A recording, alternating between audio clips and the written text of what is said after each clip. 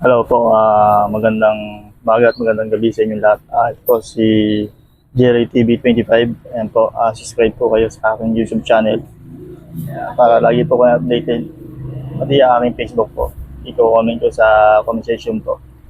Ito, iano ko lang po, i-reveal natin ang mga nangyayari sa buong bansa at maganda po to sa buong mundo. Lalo na mahigitan sa si Elon Musk o sino man, mga inventor. Dahil meron silang presidente na si Ibrahim, president ng Africa. Sa edad niyang 37 at sinilang sa ng March 14, 1988. Ganun siya kabata, pero ang utak niya talagang napaka-generous at napakagaling.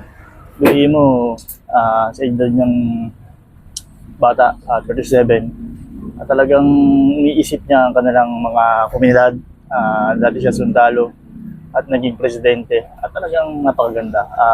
Ano ko lang po sa inyo, kauntin po natin ang nangyayari at magandang mangyayari, hindi lang sa kanila at sa buong mundo pa. Malaking matutulong nila at sana gayahin siya ng mga ibang bansa at dito rin sa atin nagayahin din siya. Ang mga inventor talagang sinusuportahan niya, gaya ng mga sasakyan na wala ng gasolina.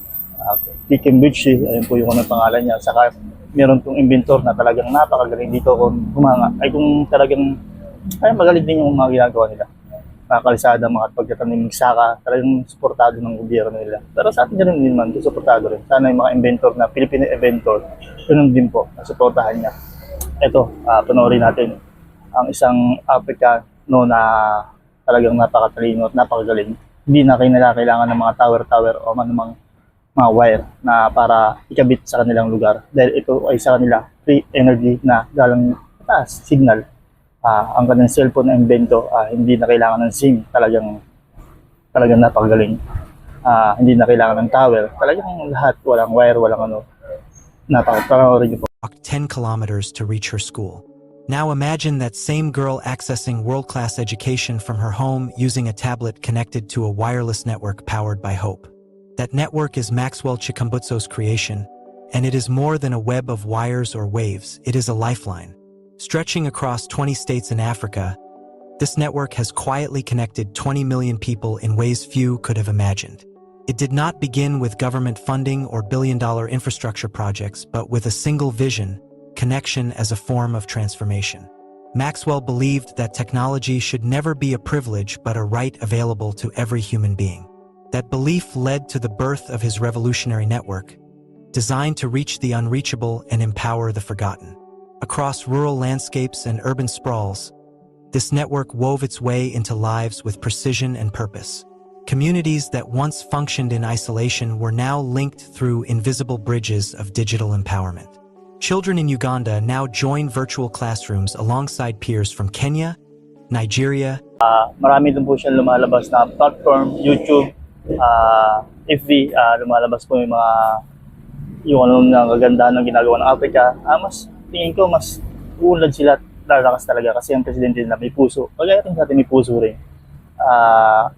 Kumbagang president ng talagang napakagaling sa Africa kasi nga nakokontrol niya lahat. Kaya niyang kontrolin kagaya ng mga kasama niya. Talagang sa kanya, hindi siya sa gobyerno, walang kurap at talagang tulong-tulong ng ginagawa ng Africa ngayon na talagang suportado. Talagang napakahirap nila pero ngayon alam ko magiging successful sila sa kanilang layunin at ang gagampanan nila sa mundo nila. Talagang uubos na rin yung natin mga green energy na talagang gumagawa rin sila ng paraan. Talagang galing. Saludo ako sa inyo. Sabi nga, pag tayo ay manalangin sa Panginoon, bibigyan tayo ng ganun pala. Kahit anong hirap na ng iyong pinagdaanan, ayun malalagpasan dahil sa Lord Jesus Christ. Ayun po ang ating tutulong sa lahat ng bagay. Ating idalangin, sa Diyos ang lahat. Sa mga ngayon, sa digmaan, sana maging peaceful na at maging mag-aayos na po ang lahat ng bansa.